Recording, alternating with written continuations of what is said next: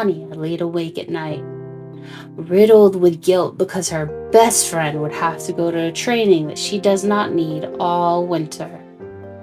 Who would Amania even hang out with? She didn't have any desires to hang out with anyone else in her class. Zola was the most fun to be around. Since she wasn't getting any sleep, she got up and went to her desk. She opened her laptop to see who was online. Turns out, Zola was. Oh no, she's stressing, thought Amania. Should I call her? I'm gonna call her. Hey, Amania. Hey, girl. Can't sleep? Nah, you either? Not a wink, Amania replied. I feel too guilty. Because you failed my test? Yeah.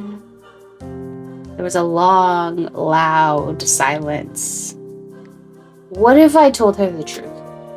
Then we'd both get in trouble. Yeah, but then you wouldn't have to go to winter school. But you would. But I proved I need it, though. That's true. But what if we didn't tell, and I just trained you during winter school? We'd make up your lessons and no one would get punished. You'd rather train me than take a punishment? Yeah, it'll be fun. If you say so. But you better take it seriously. I won't be as nice as our instructors. Both girls giggled. They said goodbye, and receiving her friend's plan and forgiveness in her heart, she finally slept. Or a few minutes anyway. Wake up, tail in the tide, tail in the tide. Zola was in her room, yanking her from her sandbed. Zola, what are you doing? It's 3 a.m.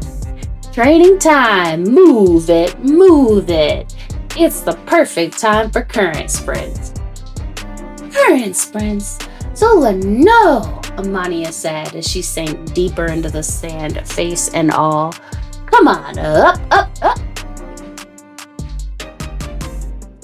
Amania had no idea where Zola found the energy to torture her every single morning at 3 a.m., but she did every morning and after winter school.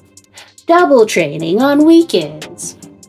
Tail in the tide, current sprints, kelp climbs, spear training, combat, boulder throwing, and the worst part, mercy trials. She hated mercy trials and she was no good at them. Brave face she could do, but she could not release her heart. Amania just had to choose a best friend with a scientist as a mom, so she could just borrow a simulator whenever she wanted. Zola forced Amania to stand in the arena with the sand-colored suit with chocolate brown material hiding sensors inside of it. Then she put on the goggles. The first time Amania wore it, she immediately lost touch with reality. She was suddenly being attacked by killer whales. The next day, it was a giant seahorse-looking creature with teeth like sharks and thorns like a blowfish but thicker. Then a smack of jellyfish tried to electrocute her. Then a pod of dolphins tries to rip her apart. Then a saltwater crocodile tried to bite her head off. The problem with each assimilation was the fact that she could not kill their young. Every time she was confronted with a baby or even an egg, she would freeze up and develop aches all over her body. After the baby crocodile incident, Zola snapped. She ripped the simulator off her and screamed, "That's it!" and stormed off. Amania was momentarily paralyzed from the shock of returning to reality. By the time she realized where she was, Zola was gone. Amania was left alone in the arena, wondering what Zola was going to do next.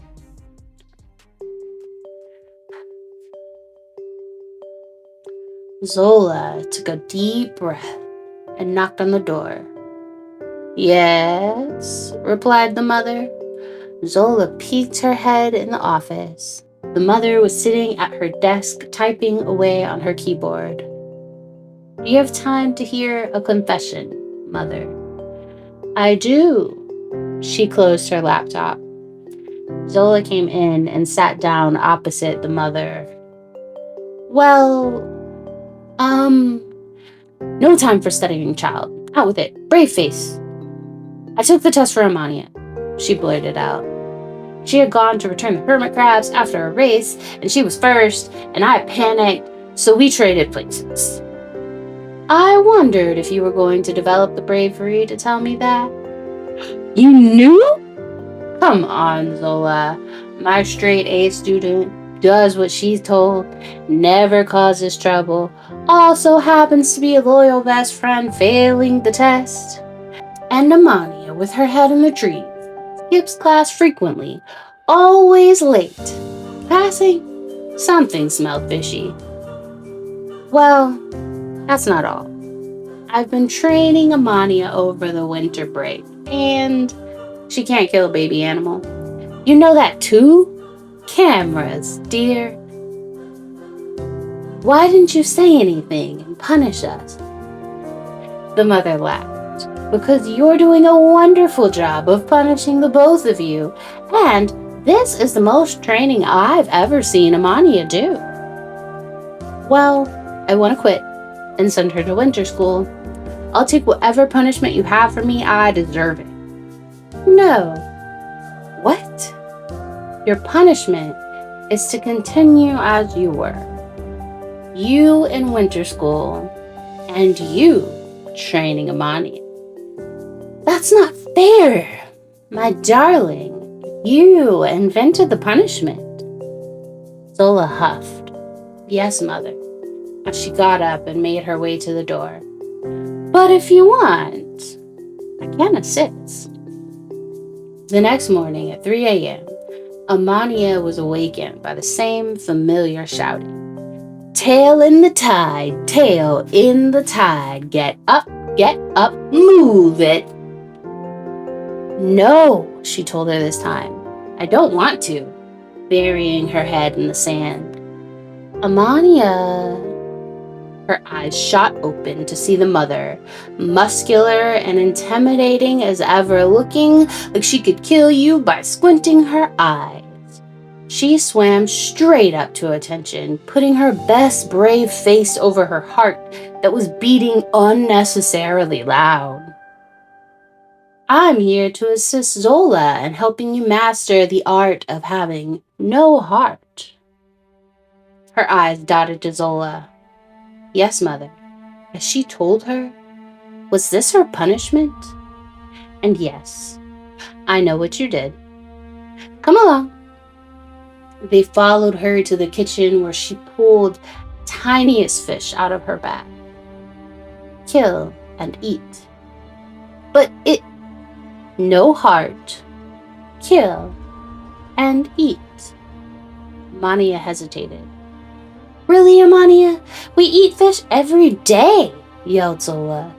It's different. It's not, said the mother. If we let this fish go, it'll just get bigger, and we will kill it and eat it just as you will do right now. Kill and eat, Amania. Amania took the little fish in her fingers. With a heavy heart, she crushed it. The mother raised her eyebrows, waiting for her to eat it. She choked it down. The mother then pulls a baby crocodile from her bag and gave her a look. A tear escapes Amania's face as she pulls a knife out of a drawer. Shaking, she stabs it. The mother reaches into her bag again and pulls out the baby octopus from her grand failure. She holds it out for Amania to grab.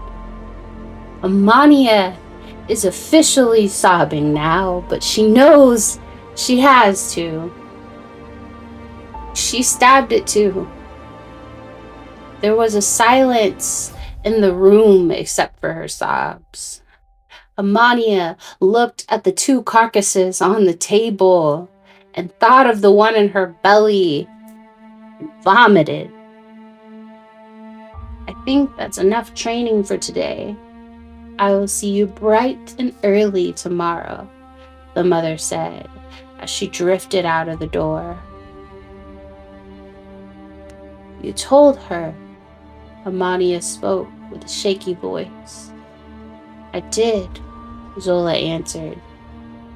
You asked her to come here. I did. Without another word, Amania darted out of her own house.